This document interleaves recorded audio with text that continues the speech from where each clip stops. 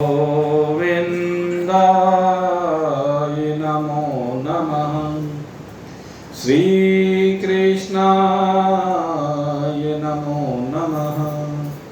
नारायणाय नमो नमः। परित्राणाय साधूनां विनाशाय च दुष्कृतां धर्म संस्थापनार्थाय संभवामि युगे युगे। उपस्थित भाग्यवान परमार्थ पथ पथिक जिज्ञासु। कल हमारी जो चर्चा चल रही थी वह इस विषय को लेकर के चल रही थी कि साधु कौन। भगवान जिन साधुओं का उद्धार करने के लिए आते हैं वो कौन है, क्या लक्षण है। परित्राणाय साधून, किन साधुओं की रक्षा करते हैं वो, जिनके लिए विनाशाय च दुष्कृता, जो दुष्कृत करने वाले हैं उनका विनाश करते हैं। तो साधु के लक्षण कल आपको बताए और उन लक्षणों को बताते हुए बताया कि जिनके जीवन की यात्रा जिस दिन दूसरों के लिए प्रारंभ हो जाती है,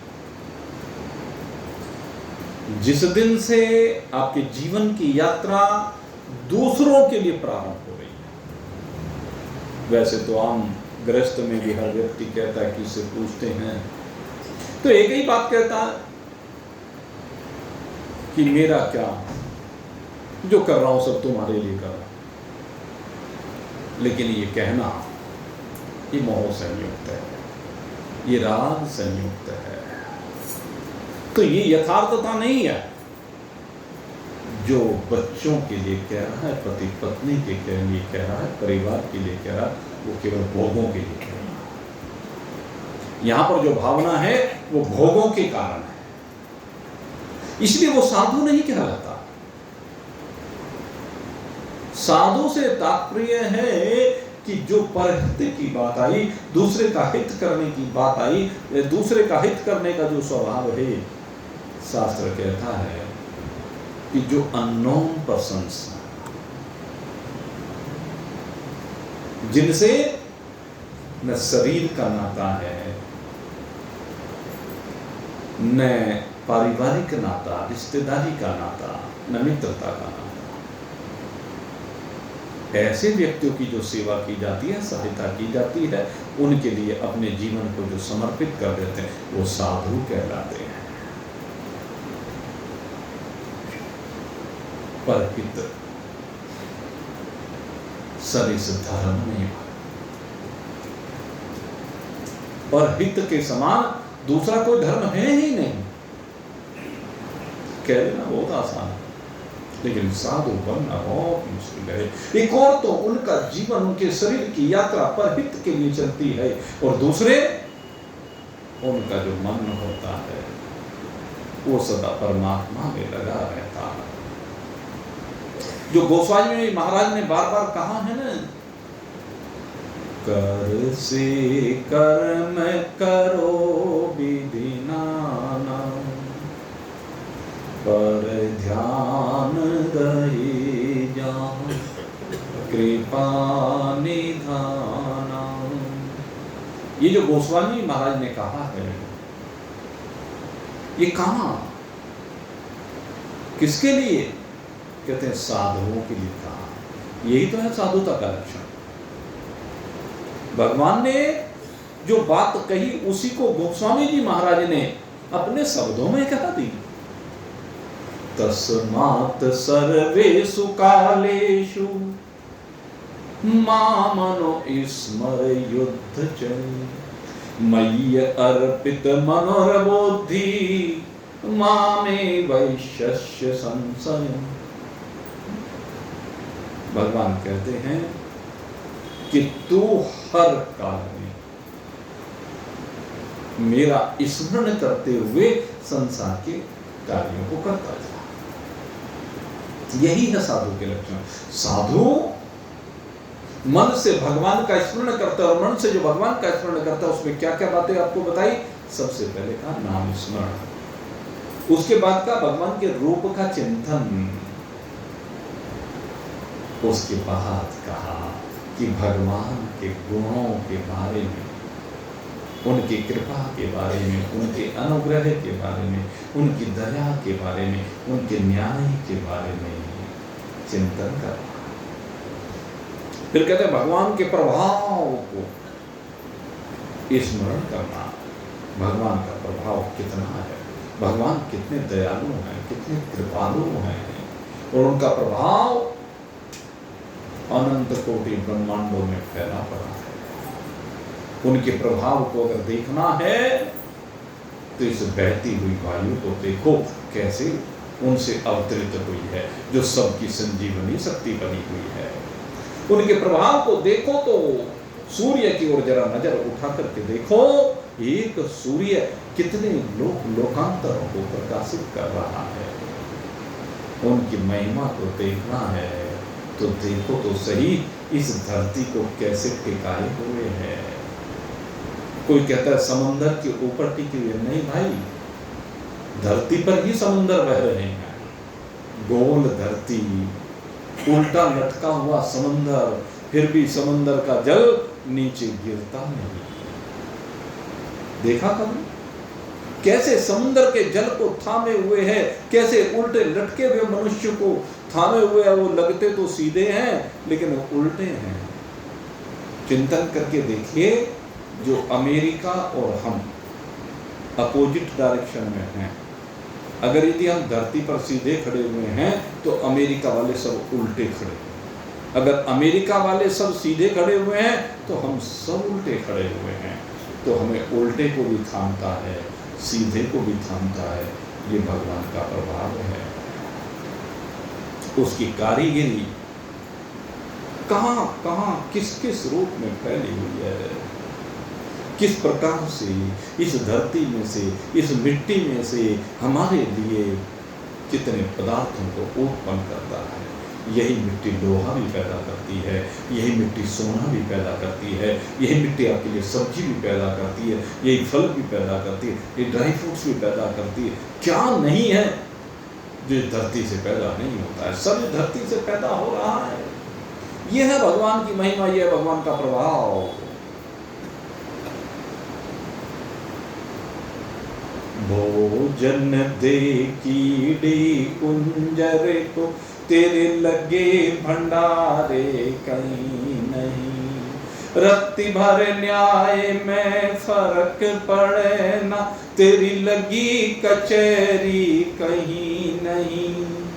बरसे जल जंगल एक कर, आकाश में सागर कहीं नहीं। घटा चतुर्मासी चढ़ी आवे, बरस के बहा दे जलधार।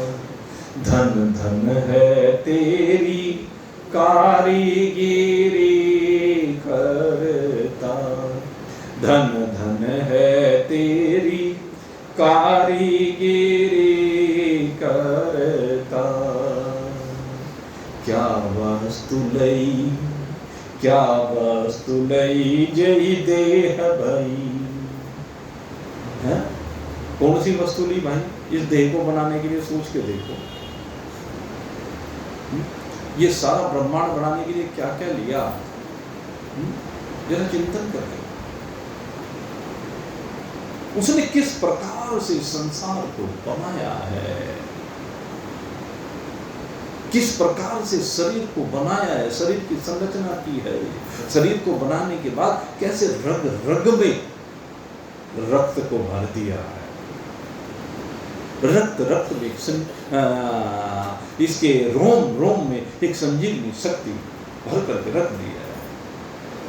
क्या वस्तु लई जही देह भई, फिर बना दिया रग रग कैसे। एक एक अंग किस प्रकार से बना दिया, ये है उसका प्रभाव।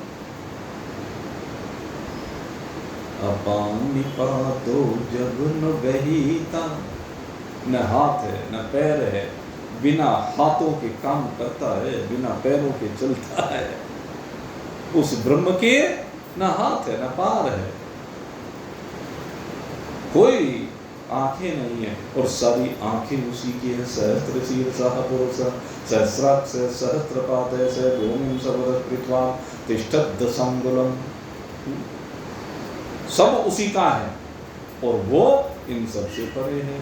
अपान पादो जब न गहीता, कोई पकड़ ले पग कैसे। रम सब में रहा बस सब में रहा, फिर सब से रहा अलग कैसे। अखंड ज्योति अपार लीला, की न हो न पायो तेरो पार। धन धन है तेरी कारीगिरी करता, गर्भवास में रख के तूने पीड़ा दी बालकपन की।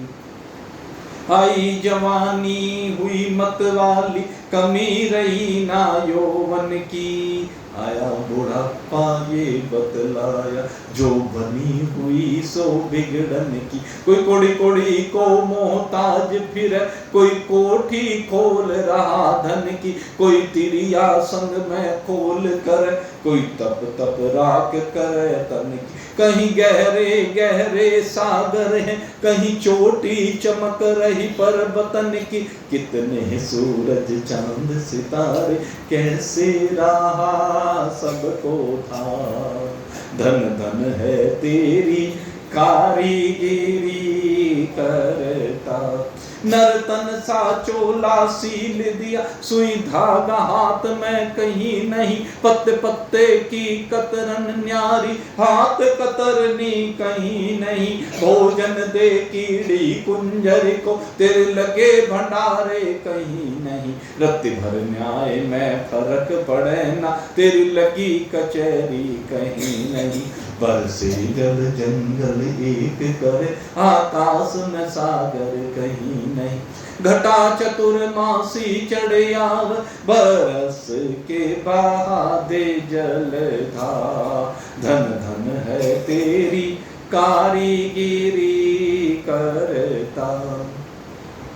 सब संत महत गागारे, उसके प्रभाव को पता नहीं कितनी प्रकार से संत महात्माओं ने गाया है, लेकिन सब हार गए, क्योंकि उसकी पूर्ण महिमा को कोई कह नहीं सकता, कोई वर्णित नहीं कर सकता, अव्यक्त है। सब संत महत गागारे, पायो तेरो पार नहीं। जो कर दे बस तू ही कर दे, दूजे का अख्तियार नहीं। भक्ति कर रंग गले लिपटे बिन, भक्त भूप को प्यार नहीं। ये बस्ती राम दरबार खड़ा, क्यों सुनते इसकी पुकार नहीं। ये बस्ती राम दरबार खड़ा, क्यों सुनते इसकी पुकार नहीं। ये भक्त राम दरबार में खड़ा है, प्रभु से प्रार्थना करा, क्यों सुनते इसकी पुकार नहीं। कौन सी पुकार, क्या कहता है भक्त। सुख स्वरूप दर्शा दो अपना, सुख स्वरूप दर्शा दो अपना। खोले के मुक्ति द्वार।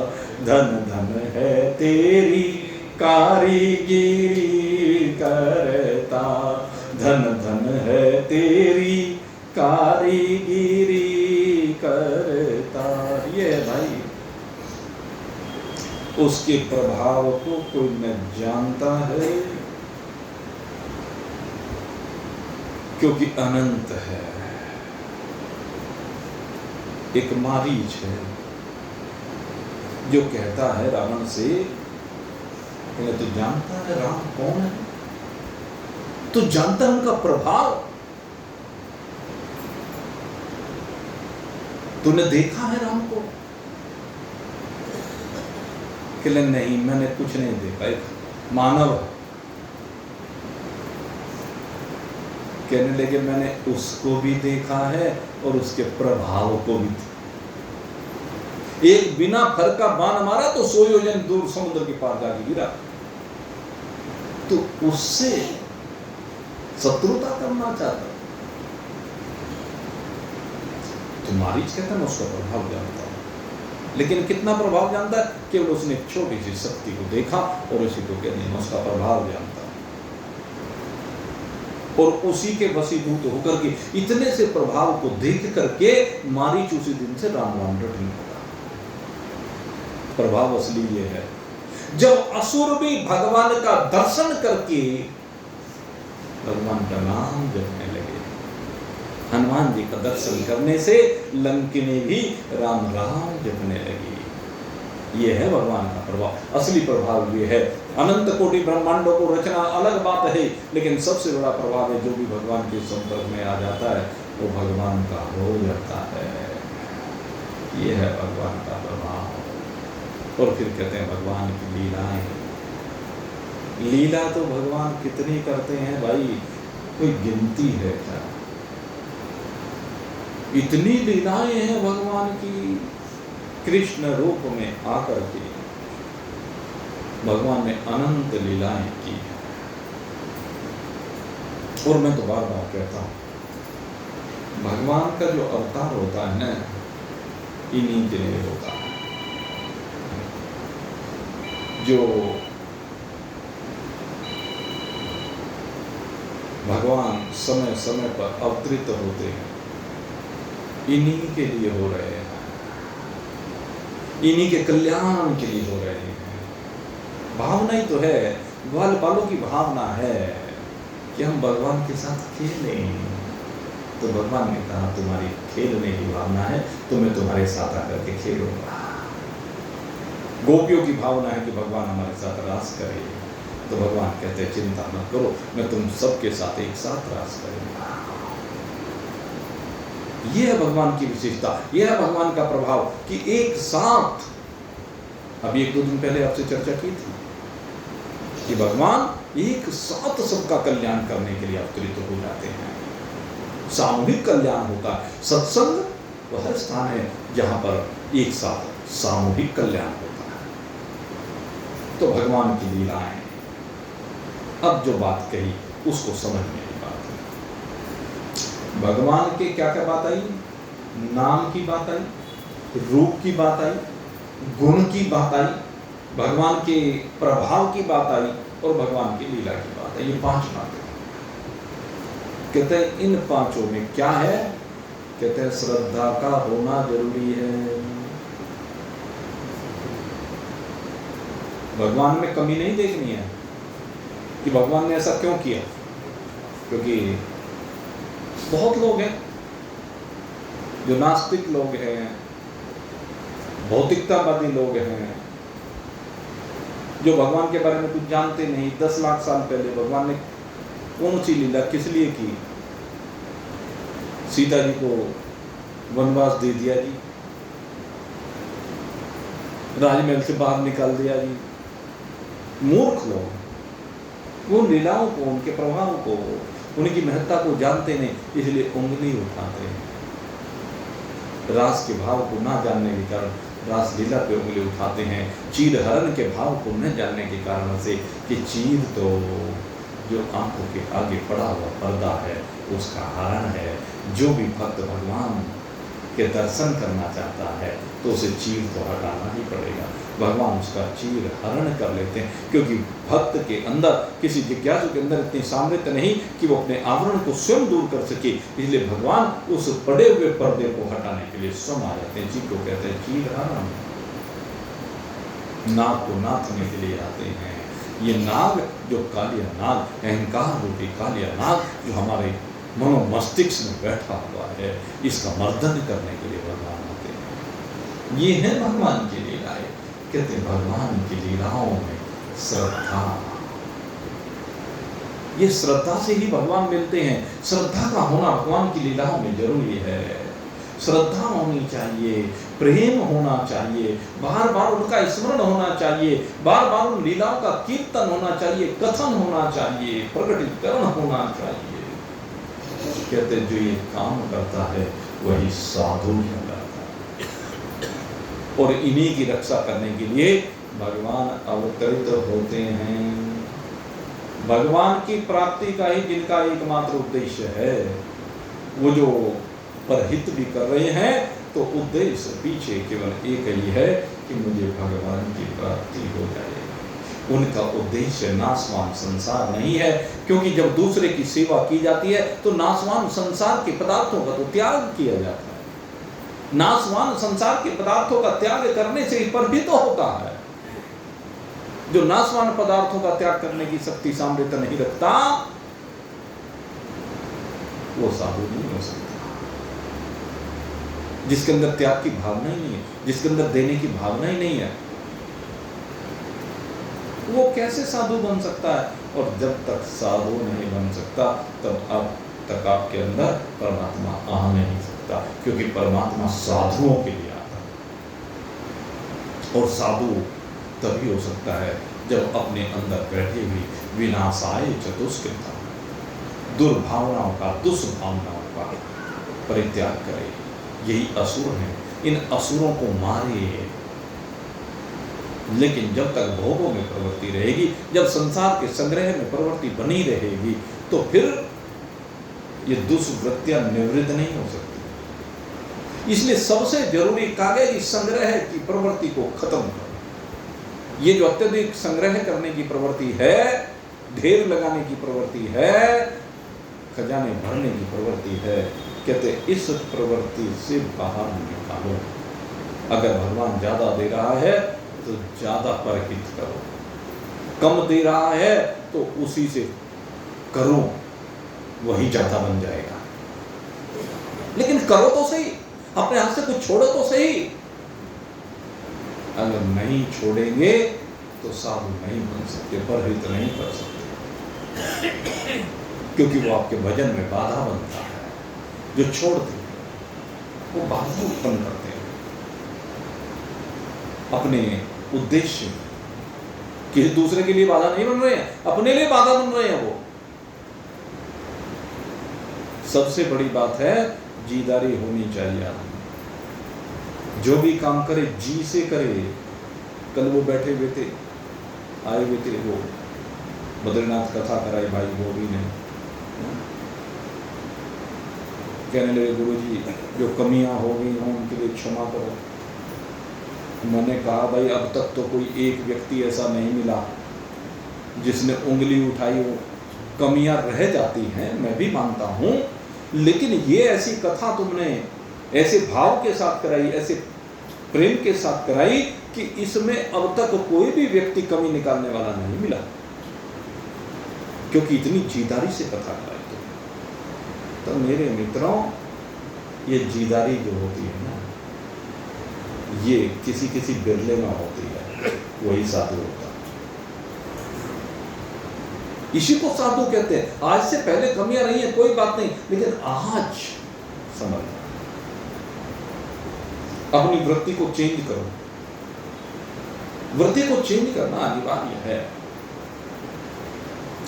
भगवान किस लिए आते हैं यहाँ? भगवान के आने का उद्देश्य यही है।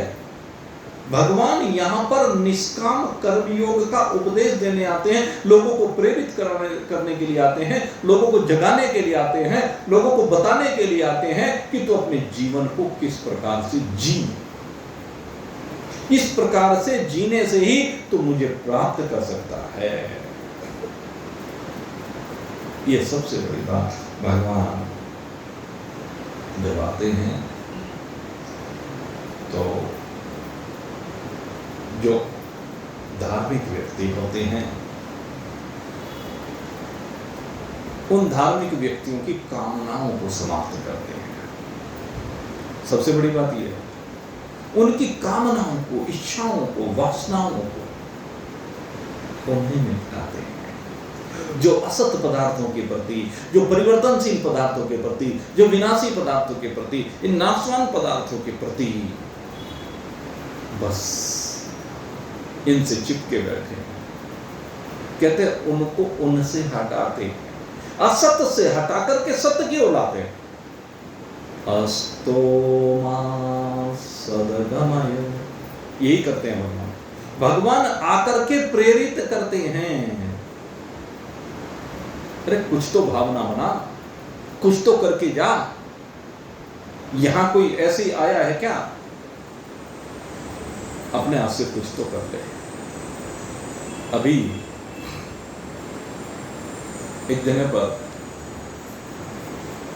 शनिवार के दिन जाने का अवसर मिला। बहुत सामान्य सा परिवार, उन्होंने सुंदरकांड का पाठ रखा हुआ था और उसमें उसका फोन आया कि मैं चाहती हूं कि इसमें आप भी कुछ आधा घंटा, पौना घंटा, जितना भी आपका मन करे, कल मैं चाहती हूँ कुछ ना कुछ आप भी यहाँ पे बोल करें। सुंदरकांड अपनी जगह है, लेकिन मैं चाहती हूँ कुछ प्रेरणा मिल जाए। उसने बेचारी ने बोल रखा था वो किसी ओकेजन में, थोड़े से लोग, लेकिन उसका भाव था, उसका प्रेम था। छोटी सी जगह है, हम गए। न वो उसके पास धन की कोई विशेष बात है, न उसके शरीर की अगर स्थिति देखें तो चलने लायक भी स्थिति नहीं है, लेकिन उसके बावजूद उसकी भावना इतनी बढ़िया है। हमारे साथ चारों धामों पे कथा में गई, सामवित ना होने के बाद, और कोई कथा ऐसी नहीं जिसमें कुछ ना कुछ दे के ना आई। भाव मिजान नहीं, लेकिन उसके बावजूद भी भाव है, प्रेम है। तो इसी को कहते हैं साधु। वो ग्रस्त में रहते हुए भी साधु है, भले शरीर साथ नहीं दे रहा हो, भले व्यापार साथ ना दे रहा हो, लेकिन उसके बावजूद भी शुभ कर्मों के प्रति सदा उद्यत रहना, उनमें लगे रहना, ये साधु स्वभाव है। भगवान इसी के लिए प्रेरित करते हैं। इसलिए भगवान कहते हैं कि तू इन असत पदार्थों से दिमाग को हटा, इन असत पदार्थों से आसक्ति को हटा। अगर तू कल्याण चाहता है, तेरे कल्याण में सबसे बड़ी बात तेरा संग्रह है। जितना ज्यादा तूने संग्रह कर रखा है, उतना ही ज्यादा तेरे भगवत प्राप्ति के मार्ग में बाधाएं हैं, क्योंकि उनके संकल्प विकल्पों में तू ऐसा फंसा रहता है कि भगवत भजन के लिए तेरे पास समय ही नहीं होता, और समय हो भी तो भी तू उन्हीं के बारे में चिंतन करता रहता है। इसलिए कहते हैं कि भगवान आकर प्रेरणा देते हैं। प्रेरणा देने से कामनाएं नष्ट होती हैं, और जैसे जैसे कामनाएं नष्ट होती चली जाती हैं, कहते साधुता आती चली जाती है। जिसने भगवा कपड़े पहन रखे वही साधु नहीं है। साधु का मतलब यह है कि जो भगवान ने लक्षण बताए हैं साधु पुरुष के, इन लक्षणों को अपने में उतारे, इन लक्षणों के साथ जिए, हर कर्म के करते हुए भगवान का स्मरण रखे। तो कहते हैं कि ऐसे लोगों के लिए, ऐसे भाव से संयुक्त लोगों के लिए भगवान अवतरित होते हैं, और कहते हैं ऐसे लोगों का भाव, अब समाज में बता रहे हैं, कहते ऐसे साधु पुरुषों के मनोभाव को जब भक्त लोग जान लेते हैं, धार्मिक लोग जान लेते हैं, तो वे धार्मिक लोग इन साधु पुरुषों के दास बन जाते हैं, इनके सेवक बन जाते हैं, इनके शिष्य बन जाते हैं, क्योंकि जानते हैं कि निस्वार्थ भाव से मेरे कल्याण के लिए निरंतर प्रयासरत है। इनको कहते हैं साधु। साधुओं के लक्षण के कारण से भक्त अपने आप जुड़ने प्रारंभ हो जाते हैं। ये साधु पुरुषों की विशेषता है। और कहते हैं अगर कोई दुष्ट है, उसके मनोभाव को अगर कोई जान ले, उनके मनोभाव को जानने से क्या होगा? कहते लोग अपने आप दूर रहने लगे, क्योंकि एक मिलत दुख दारुण दे। गोस्वामी महाराज ने कहा है, क्योंकि पता है दुष्ट जब भी मिलेगा तो दुख ही देगा, परेशानी करेगा। दुष्टों का काम ही यही है। तो दुष्टों का काम तो सदा परेशान करने का है, लेकिन साधुओं का काम कहते हैं वो जब भी मिलते हैं कहते वो आनंद देते हैं। इसलिए जब अगर कभी उनका वियोग होता है तो उनके वक्त फूट फूट करके रोते हैं, कहते हैं हमने अपना सबसे अमूल्य खजाना खो दिया है, सबसे कीमती धन हमारा चला गया है, और इस बात का हमने अनुभव किया। हम तो आपको स्पष्ट बताते हैं, जिस दिन हमारे गुरुदेव इस धराधाम से सार्वभौम सत्ता के साथ एक रूप हुए हैं, हमें पता है उस दिन क्या स्थिति थी। बड़ा लंबा समय हो गया भाई, 2014 की बात है, अब 23 चल रहा, लगभग 9.25 वर्ष हो गए। लेकिन उस दिन जितना कष्ट हमने महसूस किया वो हमें पता।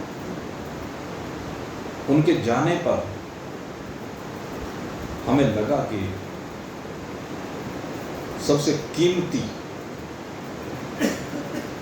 हमारे लिए जो सब कुछ थे वो हमारे जीवन से निकल गए। लेकिन भगवान की ऐसी कृपा रही है कि आज भी हम ये महसूस करते हैं कि वो सदा हमारे साथ है। मैंने कभी भी उनको अपने से दूर अनुभव नहीं किया, और मैंने अनेक बार इस बात का अनुभव किया। तो ये साधु पुरुषों की विशेषता है। मुझे अपने लौकिक इस देह को देने वाले माता पिता मेरे सामने गए, उनको मैंने बहुत सहज भाव से सहन किया, लेकिन जिस दिन गुरुदेव गए उस दिन का मुझे पता है कि मेरे हृदय पर क्या गुजरी है, क्योंकि वो साधु, ऐसे साधु जिन्होंने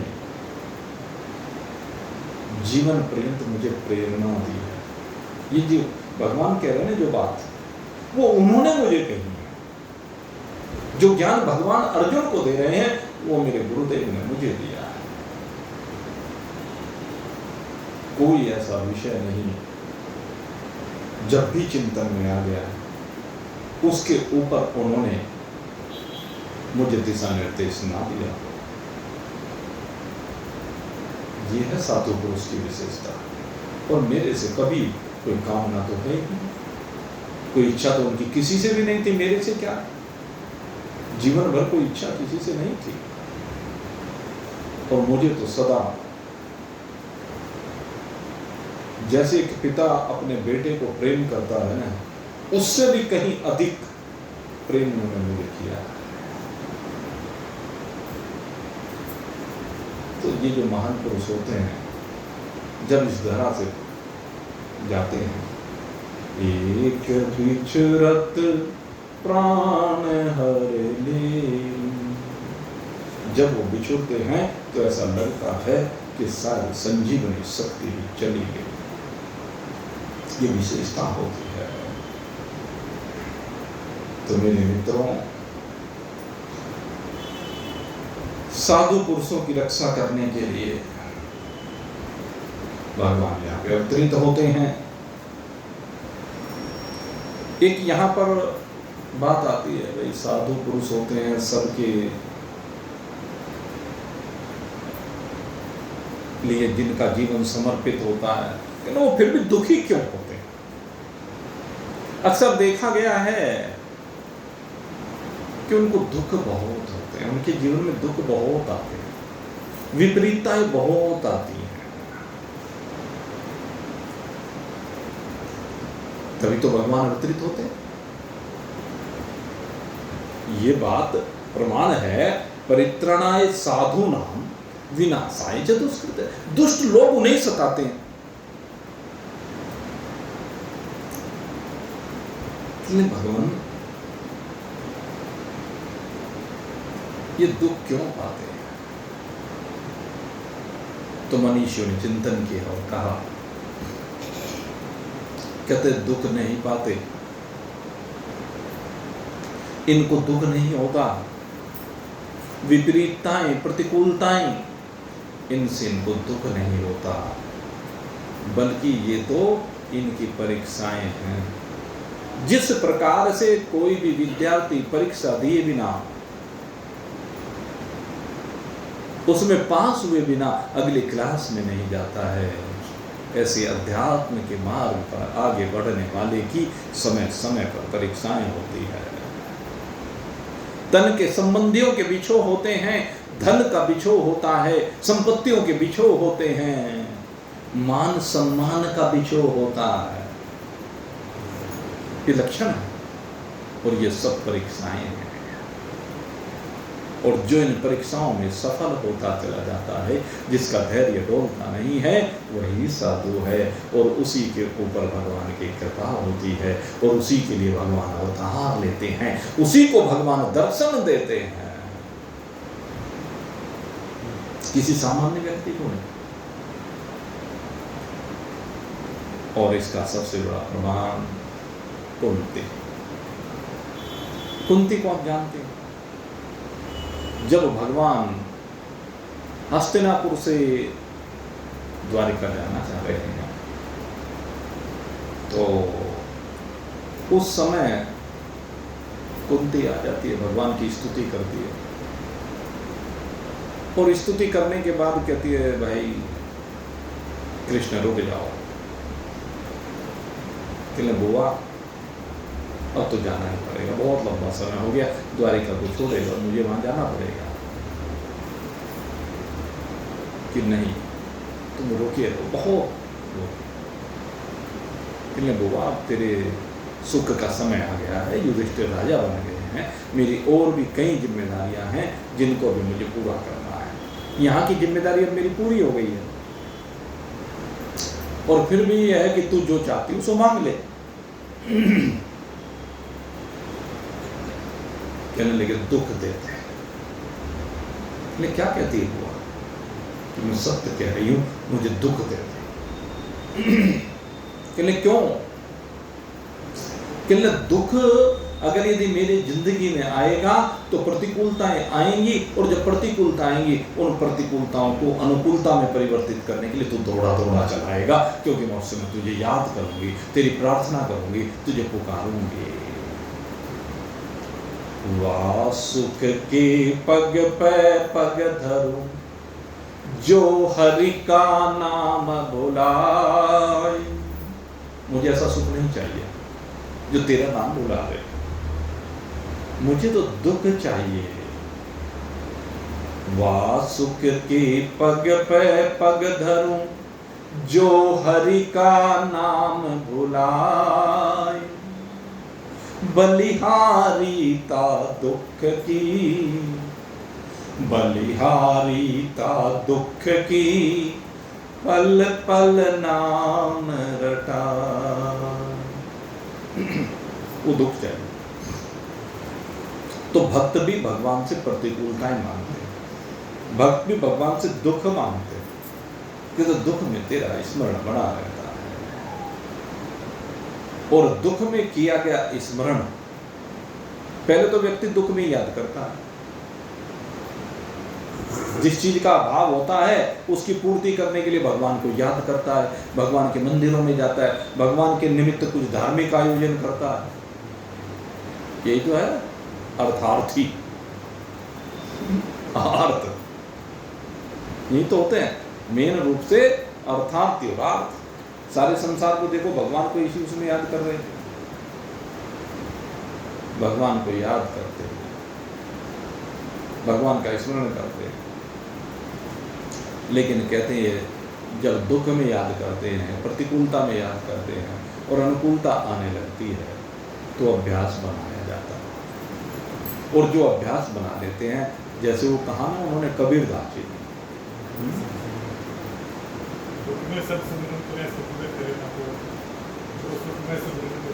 दुख में सुमिरन सब करें, सुख में करे न कोई, सुख में सुमिरन करे न कोई, जो सुख में सुमिरन करे तो दुख काहे को। सुख में सुमिरन सबसे जरूरी है। अगर सुख में कर ले, उस दुख के अभ्यास से सुख में अभ्यास बना ले, तो फिर दुख आएगा नहीं। क्यों? कि आएगा तो जरूर फिर भी,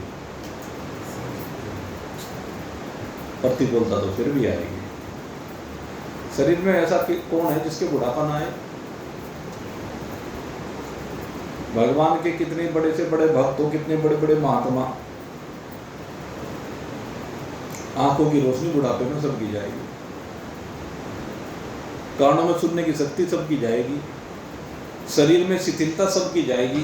जो बाल ब्रह्मचारी हैं, जो किसी भोग में रत नहीं रहे, उनके शरीर की शक्ति नहीं जाती क्या? वो बूढ़े नहीं होते क्या? देख लो किसी महात्मा को, वे बूढ़े नहीं हुए क्या? उनके बाल सफेद नहीं हुए क्या? उनके आंखों पे चश्मे नहीं रखे हुए हैं क्या? उनके कानों में मशीन नहीं लगी हुई है क्या? अब भी वो उसी तरह दौड़ लेते हैं क्या? सोचो कि ये सब आएंगे, लेकिन वो इन सब भावों से अलग हो जाएगा, शरीर के भाव से अलग होकर के वो परमात्मा के सानिध्य को सदा अनुभूत करते हुए दुख की सीमा से बाहर निकल जाएगा, वो सुख में जिएगा। बात क्या है? ये सब भावों का खेल है। कहते हैं भाव बनाने की बात है। महान पुरुषों के पास भाव ही होते हैं, महान पुरुषों के जीवन में भाव ही होते हैं, और उन्हीं भावों के दीवाने उनके पास होते हैं। मीरा जब गाती है तो सब मस्त हो जाते हैं। जब आप प्रार्थना करते हैं सच्चे मन से तो मदमस्त हो जाते हैं। प्रार्थना ही तो है भगवान से, उस प्रार्थना का ही तो प्रभाव होता है कि भगवान आपके सामने प्रकट हो जाते हैं। भगवान के अवतार के रहस्य यही है। रोइए, पुकारिए, भगवान मेरी नैया उस पार लगा देना, भगवान मेरी नैया उस पार लगा देना, अब तक तो निभाया है, आगे भी निभा देना, भगवान मेरी नैया उस पार लगा देना, अब तक तो निभाया है, आगे भी निभा देना, छल बल के साथ माया, छल बल के साथ माया, घेरे जो मुझको आकर, छल बल के साथ माया, घेरे जो मुझको आकर, तुम देखते न रहना। भगवान को क्या कह रहे? जब माया आ गई ना, माया पर्दा डाले ना आंखों पे, दृष्टा मत बने रहना, साक्षी मत बने रहना, उसी तरह दौड़े चले आना।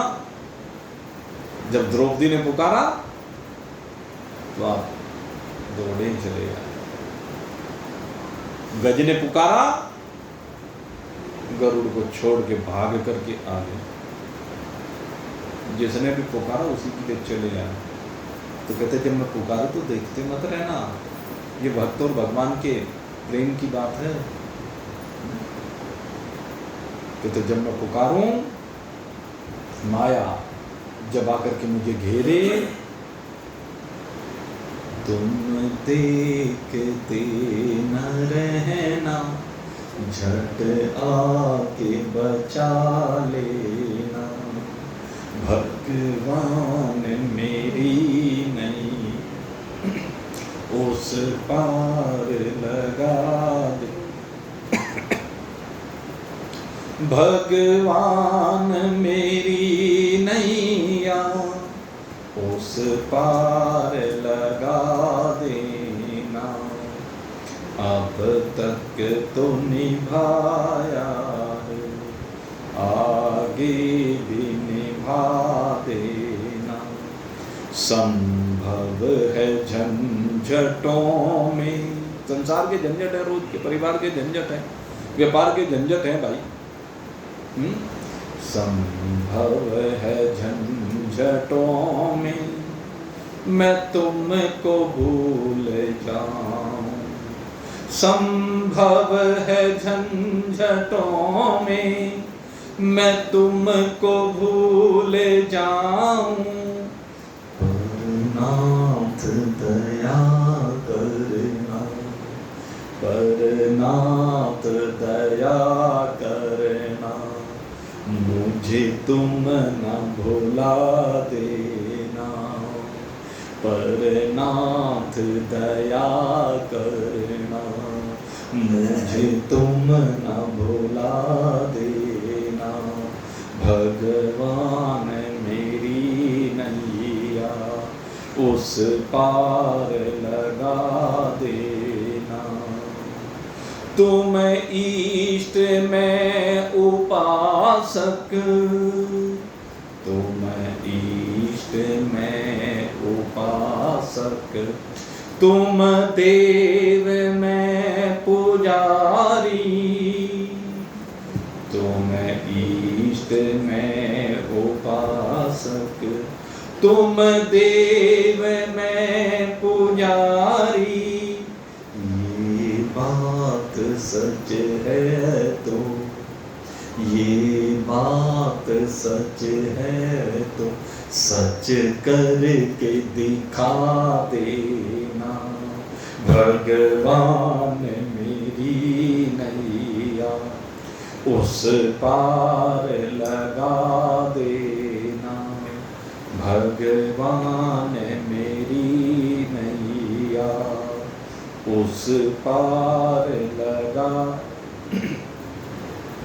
कर दोष दूर दिल के, कर दोष दूर दिल के, भगवान पवित्र कर दो। कर दोष दूर दिल के, भगवान पवित्र कर दो। वो ज्योति प्रेम की फिर, वो ज्योति प्रेम की फिर, हृदय में जगा देना। भगवान मेरी नैया, उस पार लगा देना। अब तक तो निभाया है, आगे भी निभा देना।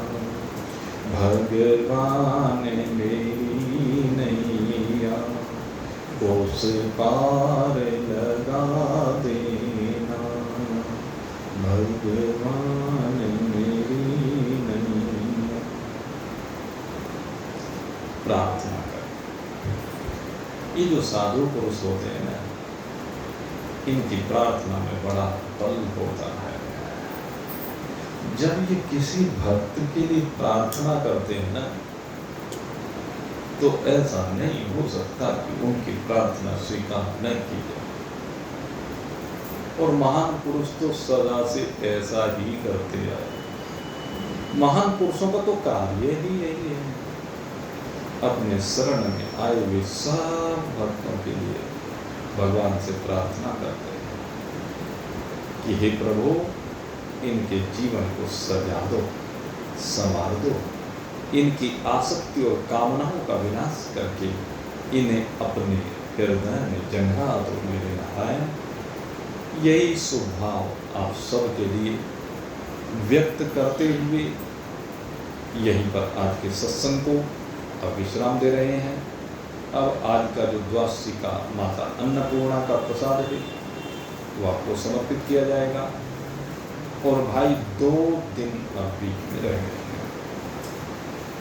जो गुरु पूर्णिमा का पर्व है सोमवार 3 जुलाई प्रातः 8 बजे से 10 बजे तक ये पर्व यहाँ पर मनाया जाएगा। ठीक 8 बजे अपने गुरुदेव का पूजन करेंगे। तदुपरांत आप में से भी कुछ लोग अपने भावों का प्रकटीकरण करते हैं। जिसका जैसा भाव होता है उसके अनुसार वो अपने भावों को प्रकट करता है, और जो नहीं भी करता उसके सबके भाव हमें दिखाई देते हैं। ऐसा नहीं है कि हमें भाव दिखाई नहीं देते हैं। भले ही कोई वाणी से प्रकट कर ले, कोई दिल से प्रकट कर ले, तो दिल के तार जुड़े जब होते हैं तो दिल के भावों का पता चल जाता है, और वही सबसे मुख्य होता है। एक निवेदन जरूर करना चाहूँगा, एक तो समय का ध्यान रखिए। दूसरी बात, जब अपने भावों का प्रकटन करें तो जरा समय की भी मर्यादा का ध्यान रखें, क्योंकि कई बार क्या हो जाता है कि समय की मर्यादा का जब हम ध्यान नहीं रखते हैं तो फिर दूसरे उसकी वजह से बाधित होते हैं। तो इस चीज़ का भी ध्यान रखने की बात है। और रही बात भाई किसी को बोलने की ज़्यादा इच्छा हो तो कोई बात नहीं, एक दिन मेरी जगह वही प्रवचन कर लें, ये भी अवसर दे देता हूँ, लेकिन उसके लिए कोई तैयार हो पहले, क्योंकि किसी भी विषय के ऊपर क्रमबद्ध बोलना इतना आसान नहीं होता। और देखूंगा 2-4 व्यक्तियों को मौका दे करके आधा घंटा बोलने का कि कौन बोल पाता है विषय के ऊपर, ठीक है ना। ये भी आपको अवसर देंगे। खैर 3 तारीख को गुरु पूर्णिमा के लिए आप सभी सादर निमंत्रित हैं, और 2 तारीख को भी रविवार के दिन यहाँ पर 1 घंटे का विशेष सत्संग का आयोजन किया जा रहा है, सुबह 9 बजे से 10 बजे तक। उस सत्संग में भी आप सादर सभी निमंत्रित हैं। रविवार को रात्रि की बजाय दिन में सत्संग होगा, सुबह 9 बजे से 10 बजे तक। उसमें हमारे एक प्रेमी भक्त आ रहे हैं, तो इसलिए वो सत्संग दिन में रहता है। आप सबके लिए बहुत बहुत शुभकामना करते हुए अब यहीं पर विश्राम देते हैं। बोलिए सच्चिदानंद भगवान की।